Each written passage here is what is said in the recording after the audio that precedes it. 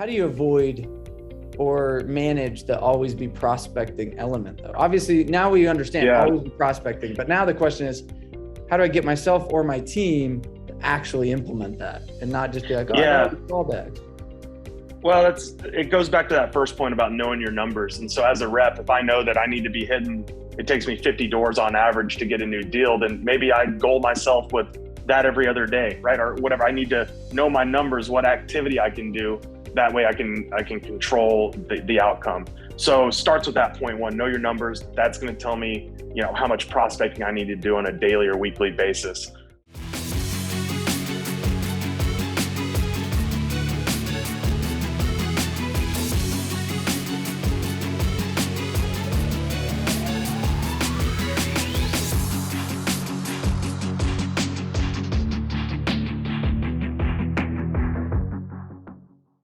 What's up, everybody? This is Sam Taggart with the D2D podcast, and a couple little announcements before we dive into our special guest today. We have our sales summit coming up March 17th through the 20th out in South Carolina on a lake house. It's gonna be dope. It's like right between Atlanta and Greenville. We've got our business boot camp February 28th and 1st. We have a lot of cool stuff coming up, so make sure to check out our website or contact us if you're interested in future events or just need more training. But one of the people that I've built a relationship with since year one of Door to Door Con is a guy who comes out of the woodworks, and Mr. Trey Gibson says, "Hey, I'll support you. I'm behind you." And he's the founder of Spadio, a sales enablement app that helps obviously track area, lead management, area management, rep management, dashboarding, some marketing in that. And they've done a phenomenal job. They've been one of the main staples in the knocking apps or in that category. And Trey has done a phenomenal job at building this business out of Dallas, such a stud. And welcome to the show, man. Glad to be here, Sam. I've known you for a long time. It's been a pleasure and a happy supporter of Door to Door Con and yourself for all these years. So thanks for having me. Excited to be here. So tell us kind of we did a podcast, what was that, 2-3 years ago? I mean, it's been a minute. So I'm excited to have you back on the show, 2-time on the show, which is dope. And what's interesting about this podcast, guys, if you're listening, is Trey gets an eye into the door-to-door space unlike anybody else. You know what I mean? Like, he gets to see data from many different industries, many different companies. I mean, how many different industries alone use Spadio? It's dozens. Like, we're in 40 different countries the last time I looked, dozens of industries. And so, yeah, you're right. Like, I get a unique peek under the hood. I used to knock doors myself, manage teams. That's why I created Spadio. So I've done it from that side, but also now, talking to hundreds and thousands of different people all over the world and seeing how they do it. It's been interesting. What are some of the weird ones that you see pop up that they call in? We need a tool. Oh God, there's so many. I mean, let me think about, I don't even know, a weird product. I'm trying to think the weirdest door-to-door one. We had one that was interesting. I guess a few years ago, the government was giving away phones to people, and they were knocking doors to go and give phones away, which I thought was kind of random. We've gotten, over the years, I've donated the app to Boy Scout and Girl Scout troops. I'll give them access to go sell cookies. And this one dad got real into it. He created turf for his Boy Scout troop, and they had territories in there, and went out and assigned them, and they crushed it. He sent me some pics, so that was fun. That's awesome. So for those that haven't heard, we're starting this, and you were in Door to Door Con this year, but your team was. We're starting this big initiative called Street Smarts, and maybe we do something together on this, but I'm donating, prize money. We're partnering with high schools and DECA and different middle school and high school programs, and teaching them how to start small little door-to-door businesses nice. Lawn mowing and curb painting, because that's where I got my start. You know what I mean? It's me too. I sold bread door to door. I baked homemade bread and sold it door to my mom helped me make it. Yeah, when I was 11, bought a dirt bike, made enough money to buy a dirt bike. Yeah. You made it, dude. That's what I'm saying. My nephew is selling bread door to door right now. That is no way. He literally is baking. He bakes it. He's literally like 13, 14. He's baking bread, selling it door to door in his neighborhood. Man. And it's fun. Like, so I want to, it's the shit they don't teach you in school that you only learn on the streets. That's why we call it street smarts. And then we're going to run a tournament this summer that's going to literally, people have to apply for. So we'll have hundreds of kids all over the country. Wow. And then Love it. They'll compete all summer to see who can make the most money through their door-to-door business, whether that's selling bread or painting curbs or washing cars or whatever that is. We're going to do some frameworks and teaching on the pitch and then track them. Isn't that sick?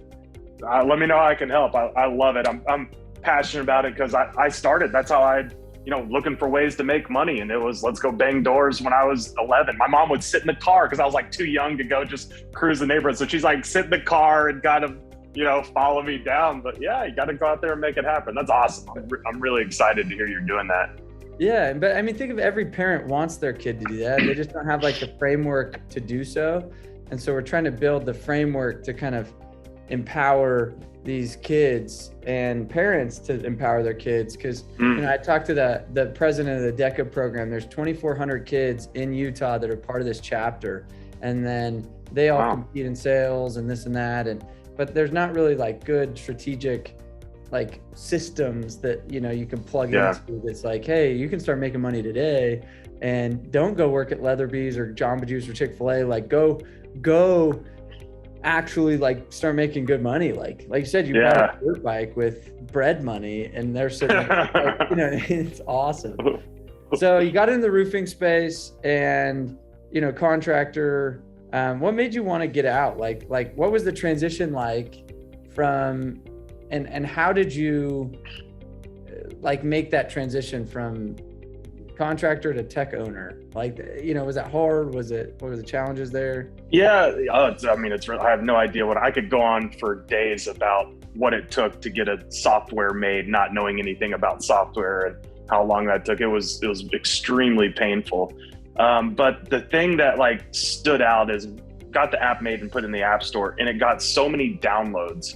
And I started reaching out to people like, what's going on? Would you pay for this? There was such a problem in this industry that people needed to solve that it just made sense. Like so many, all different industries all over the world were downloading the app to solve a problem. And that's whatever it is, like getting visibility to their territory or how many doors am I knocking, knowing their numbers, following up. And it just, where there's a big enough problem, there's a big enough business opportunity. And so it just was like, let's go, let's do this. Love that. So tell us kind of a little bit about Spadio and what makes it interesting and cool and unique. Yeah, so where we started off with was just a door knocking app. You could tap on it and you log not home, not interested, lead, or sold. Those are the four options, and you just moved on. And we've really kind of progressed from there to where we have multi-channel communication, and that's kind of field sales or door-to-door sales is somewhat evolving in the sense that if all you're doing is selling face-to-face, I knock door, I sell there, it's buy or die, that whole thing, you're going to get left in the dust. There's different modes of communication. Homeowners want to call, they want to text, follow up with email. Are you working a pipeline? If I'm a home improvement salesperson, I sell roofs or solar, and I just sell there and I don't follow up, like you're going to get killed because there's people out there doing it. And so our software is kind of progressed and evolved into something that supports a more robust sales process. That's awesome. So let's talk about kind of like, one of the themes that we want to jam in on would be, how do you avoid this whole sales roller coaster? Guys that are, they go out and they work hard for a week, they make a ton of money, then they don't work for 2 weeks, or they get their face kicked in for 2 weeks. You know what I mean? Then they go out and they get some success and taste it, and then they poor again and broke again and rich again and broke again and rich again. So what are some things that you noticed that help support that? Yeah, so kind of three keys that I just put down on how to stop that sales roller coaster is first and foremost, you got to know your numbers. Like the best sales reps, they understand kind of their funnel, right? Like how much do I need to put in the top to get a sell out the bottom? And so you got to know your numbers. If you're just willy-nilly kind of going out there and just cruising and, just doing your thing and hour here, 30 minutes there, like, you have to know what input you need to do to get the output. Because at the end of the day, the only thing as a salesperson we can control is that input. I can't control if someone buys or not. I can do my best. I can have a solid pitch. I can practice all of those things. But at the end of the day, I can't sign that document for you, right? But I can control the activity. And so you need to know your numbers, know your activity that you need to put in to get that result down the bottom. That's kind of where it starts. Cool. So how do you get, let's say I'm leading a company and I had a company, I was in Dallas actually this week, and here's a good lead for you actually. Yeah. Here you go. And they had stopped using their app. They've got about 60 reps, and they don't have a knocking app. And the reason they had stopped using it was because he was like, I couldn't get my guys to put the numbers in and use it. So we just stopped using it. What are some best practices to help your people or the engagement in the app to put the inputs so that we know our numbers and we get the benefit of using technology? Such a good question. I go live every Thursday now on Instagram, and this was the question yesterday it's the same thing. And it was one of our larger customers that chimed in. And when I hear that, what comes to mind is that the sales reps see it as a tool to be managed. They're looking at it wrong. It needs to be reframed. And so what I would do is, if I'm the owner of that company, is try to understand how I can show the reps that they'll make more money by using a system, whatever it is, right? Like a system, whether it's an app or a sales process, right? Like, how can those reps go out and use this system and make more money? They're looking at it as a have to. I have to do this because the owner wants me to track my numbers. No, it should be I get to. This company is investing in me.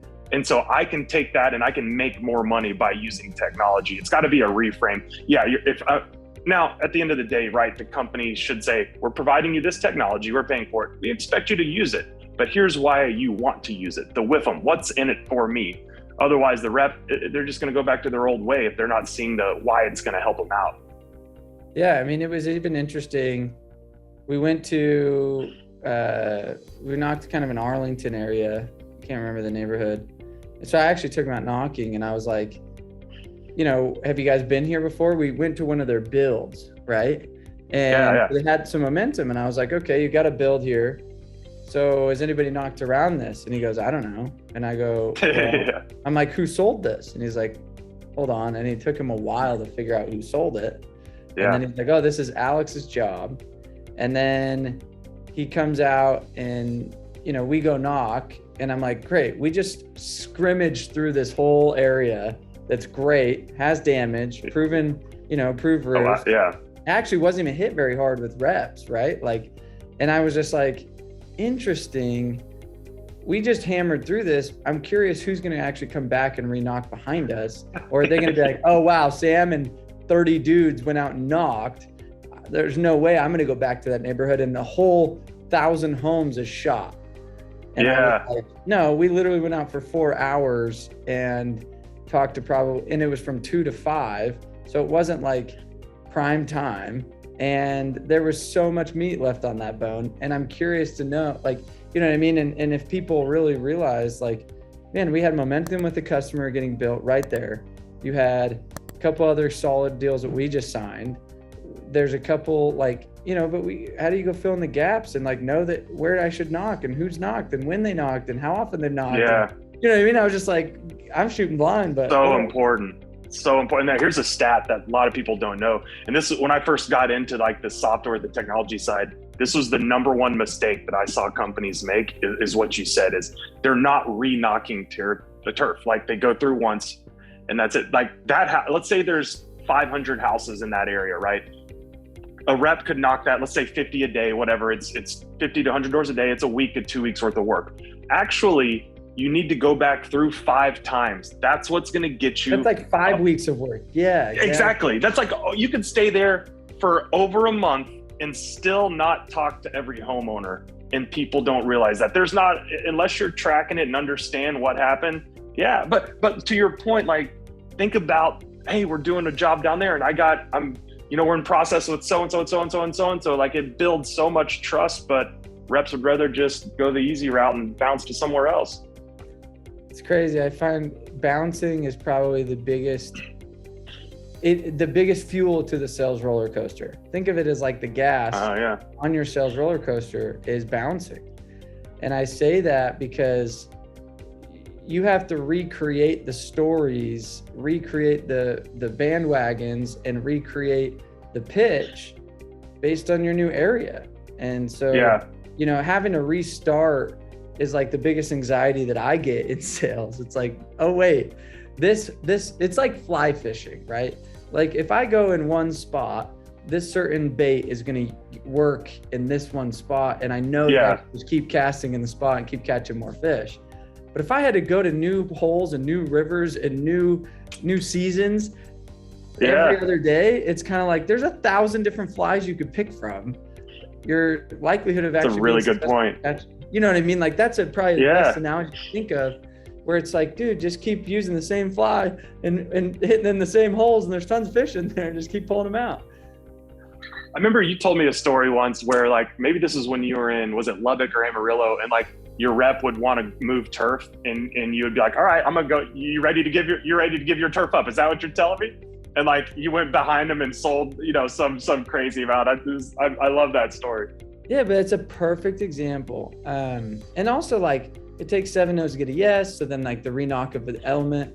So here's an interesting stat or question I'm curious about. Would it be, do most companies wipe the data as far as not interested, it's not home, you know what I mean? Like, so I knock these 100 homes and I mine it hard, okay? Then let's say 2 months or a year later or whatever, I'm gonna send a new rep there. What have you found, and I don't know if you know the answer to this, what percent actually wipe the data and say, hey, I'm gonna show customers only, and what percent actually keep the, hey, here's all the dispositions of the previous reps? Because I could argue both sides. So I'm curious what the data shows. I think the bulk wipe it. Like, I think the bulk of them will leave the customers, but then wipe everything else. So that's what I've seen. It really depends on the company and how long it's been since that area's been worked. Like if a rep's working it, and let's say that rep leaves the company and they want to bring someone in right behind it, then they'll probably leave it there, leave some of that there. But if it's been 3 months, 6 months, a year, for sure, like they just leave the people that bought and then start over, not fresh. Especially if it's a new rep, hey, got a great territory for you. Got a few customers in there, so you're going to love it. Have at it. Yeah. No, and there's some power to that, because I don't think a lot of people understand, like, that's another power of having the data. It's like you have it, but you would hide the data from new person, because if they see a bunch of red dots, they're like, oh, all these people aren't interested. Let's just skip all the ones that aren't interested. Yeah, exactly. It's like, no, they were interested at time and place and position in their life. Now they're probably prime, ready to go. Now that they thought about it. That's the perception you got to. Okay, so other tips, other things that you found to help avoid the sales roller coaster. Yeah, so another one is just ABP, always be prospecting. If you're not filling that top of funnel, like you're screwed. And so this, some sales reps will get some big deals, they're working some big deals, excited about that coming through, and then they just stop knocking doors. And so if you're not feeding the top, eventually it's going to all come out the bottom and you're not going to have anything else. So like it's a huge deal. Got to always be on the doors, creating new business. I love that. What do you do to, like, how do you help your reps, or how do you help your sales system solve that? That like, how do you avoid or manage the always be prospecting element, though? Obviously now we understand always be prospecting, but now the question is, how do I get myself or my team to actually implement that and not just be like, callbacks? Well, it goes back to that first point about knowing your numbers. And so as a rep, if I know that I need to be hitting, it takes me 50 doors on average to get a new deal, then maybe I goal myself with that every other day, right? Or whatever. I need to know my numbers, what activity I can do.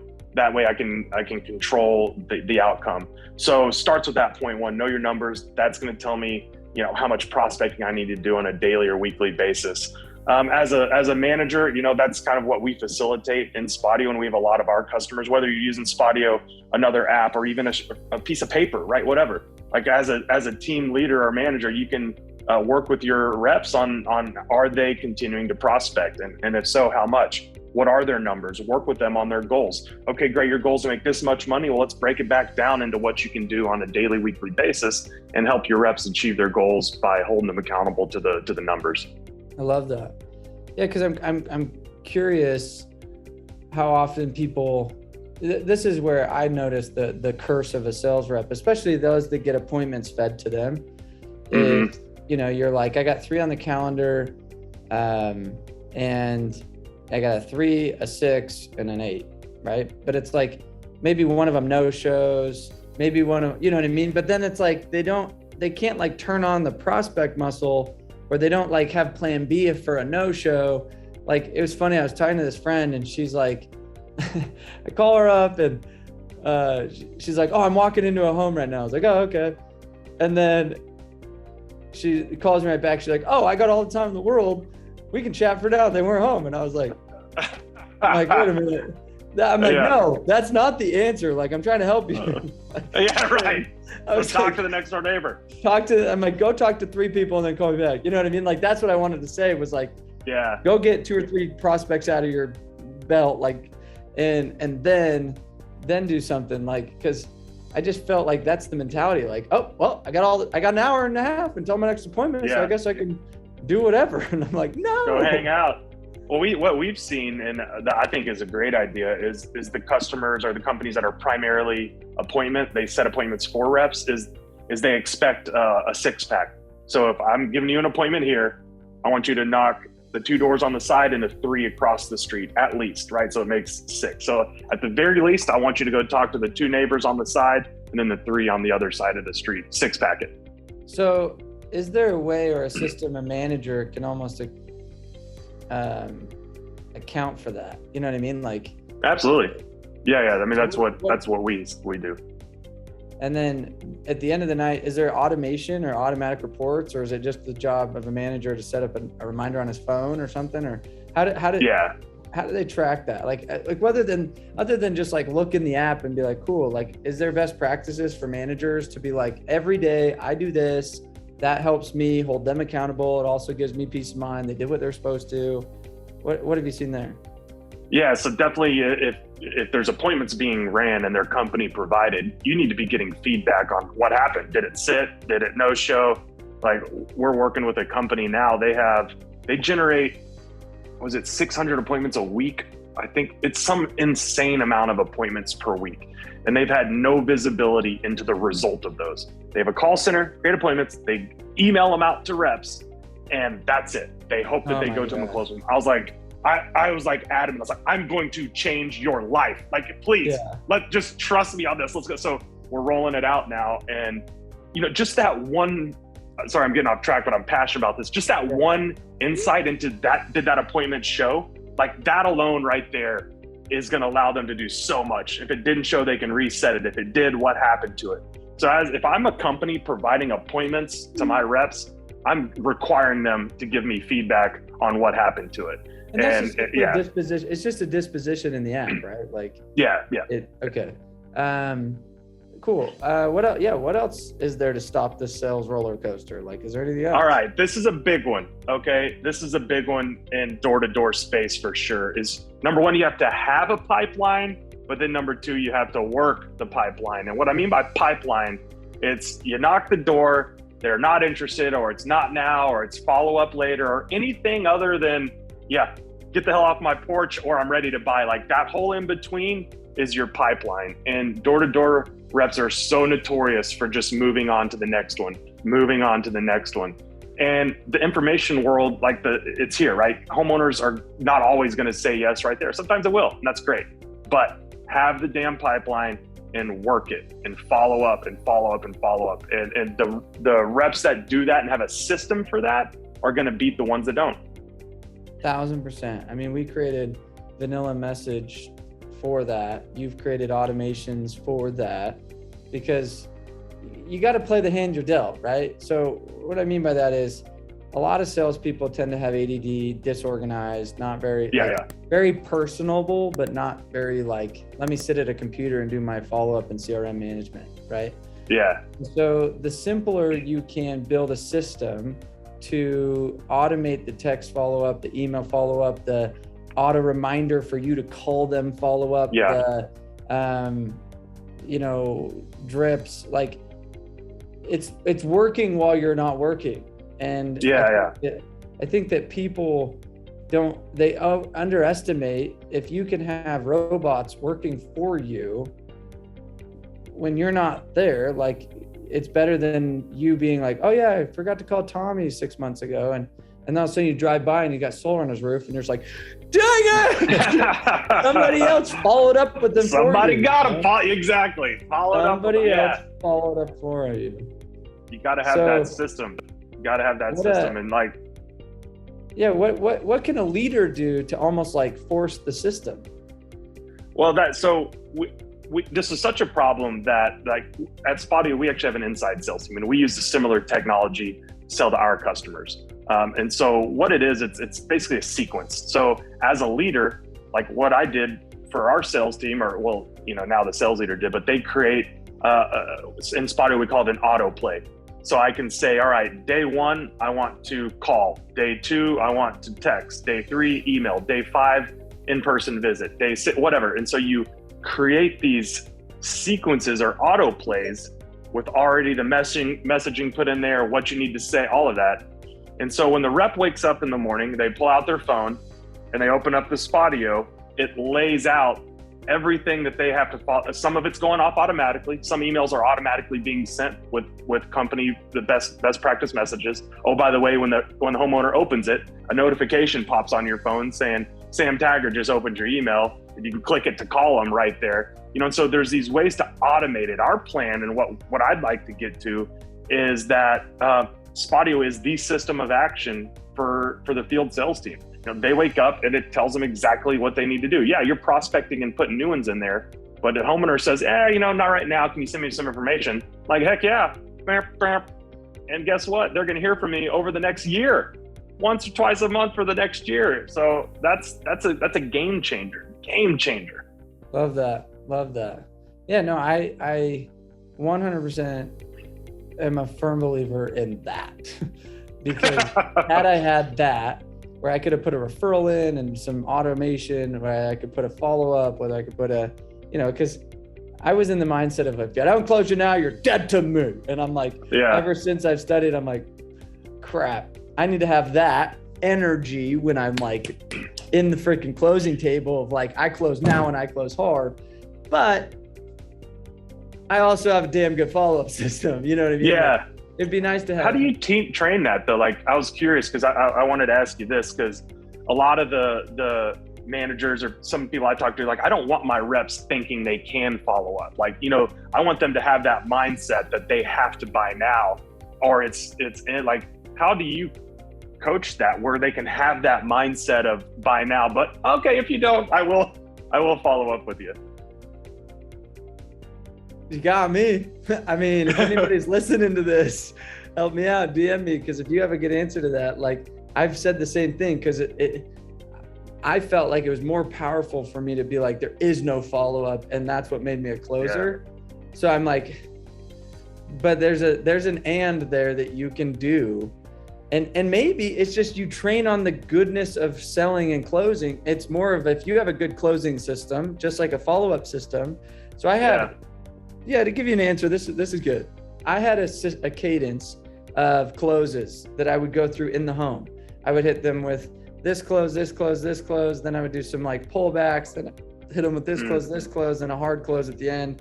And I knew that high chance they're going to buy based on if I can weave these things together. And, then they may have some last minute buying resistance. And then it was like, I put some like full court press on them. And then I'd be like, F it, see you later. Yeah. If there was a way that you said, you did those cadences and sequences, you put full court press on them at the end, and then you're like, F it, see you later. hey, just so you know, I'm going to be in touch and there's going to be some emails and texts that you're going to be getting over the next little bit. So don't be afraid to reach back out. I want to make sure that, I'm going to be taking care of a lot of your neighbors, and I just don't want you to feel like you got left out. Nice. That might be a good way to leave them feeling warm and fuzzy, keep the door open, even though, after putting all 4 court press you could on them, and then, hitting them up. That makes a lot of sense, actually. So, and that's the importance of having a sales process. Yeah. And so so I'm going to take them through my process and execute that process really well. And at the end of that process, it's, okay, well, I'm going to enter you into my follow-up process. So that actually makes a lot of sense. And talking about this just gets me, I almost have reached for my phone 3 times being like, shoot, I got to follow up with this guy. I got to follow up with this guy. You know what I mean? Literally even just talking about this, I'm like, you're motivating me to follow up right now. And I'm like, oh crap. I totally forgot about this guy and this guy and this guy, because it was a WordCon where it was just freaking bomb went off and we're just getting hit with shrapnel everywhere. And we're like, oh yeah, I forgot about that whole thing that we're supposed to do. But it's so important. And okay. So anything else that would be, avoid the sales roller coaster? Yeah. The last one is, okay, let's say you're in the sales roller coaster, you're in the trough. You've ridden high. I'm in the low. Yeah. You're snapping necks, cashing checks, and all of a sudden you're in the trough and you're like, oh man, this is bad. And hey, it's easy to get down on yourself. I have no pipeline. I got no nothing. Oh man, I got bills, whatever it might be. You've really bottomed out on that sales roller coaster. The thing you got to do is take action. Motivation follows action, not the other way around. And so if I need to get motivated, I've got to go out and just, again, start prospecting. That comes back to the always be prospecting. So if I'm in the trough and I'm down on myself, I'm looking at my deals or whatever, and there's nothing there, you got to take action, and that will lead to motivation, not the other way around. I like that a lot. Yeah, that's good. So what? I didn't come up with that, by the way. I think that was Tony. That might have been Tony Robbins. I can't take credit for the action follows motivation thing. Yeah. Okay, I'll take credit. Yeah, I came up with that today, actually. he's just quoting everybody else. That's true. That's right. Just kidding. How dope would it be if I get Tony Robbins the DDD cut next year? Thoughts on that? Yeah. Oh man, I've been to a few of his things and it's incredible. I'm a huge fan.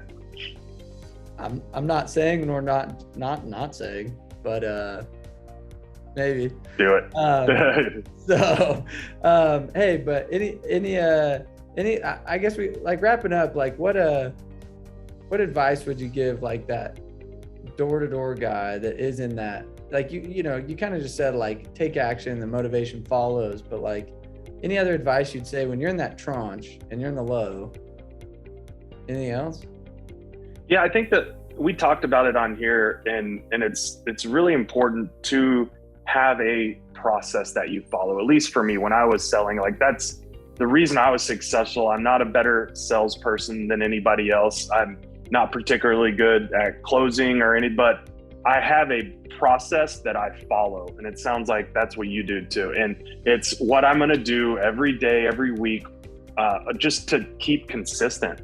And that consistency, it compounds. Another quote I didn't come up with, but consistency compounds. Do the little things right every day. It's going to be smooth. You're going to smooth out that roller coaster. So have a process that you follow. If you don't have one, if you're new to a company and you don't have a process or you've never done sales before, go find the top rep there. I guarantee you the top rep at your company has a process that they follow. And it very well could be different than the process that the company tries to tell you to follow, right? There's often two going on. The company's teaching this way, but the top rep might have some nuggets of this process that they can follow. So take time, sharpen your axe, get better at the process, and it'll pay off in the long run. Yeah, shameless plug for D2DU. That's my mission, is to go hack everybody's processes that are top performers. Yeah.